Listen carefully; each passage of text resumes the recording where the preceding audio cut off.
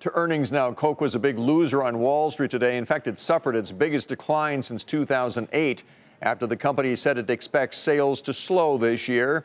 And that overshadowed a slightly stronger than expected revenue number in its latest quarterly report. The stock fell sharply, down more than 8% today. Sara Eisen spoke to Coke's CEO and filed this report. Coca-Cola saw another strong quarter of growth, but didn't paint the rosiest picture of the future. CEO James Quincey says it's the economy that has them so cautious. As we look into 2019, clearly we see softness in some of the countries that stumbled a little towards the end of 2018. Argentina went down strongly at the back end of last year. Turkey's now adjusting to some of their macroeconomic troubles, some of the other countries in the Middle East. And of course, Europe has softened a little bit coming into 2019. So I think it's not one country in particular. There's, I think, a few parts of the world that are softening. They're clearly represented in the IMF economic outlooks. But again, you know, the good years and the bad years will come. What we're focused on is really executing against our plan.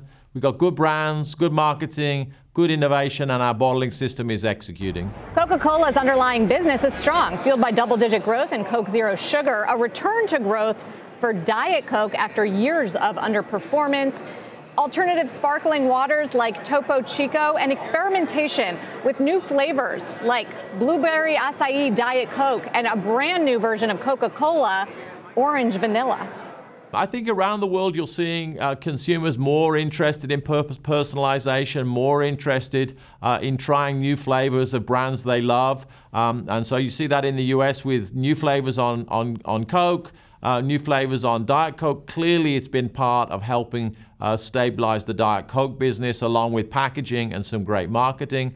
So I think you'll see more from us in terms of innovation, not just around new brands and new products, but also on new flavors. But ultimately, Coke's fortune is tied to that of the global economy. It operates in more than 200 countries around the world.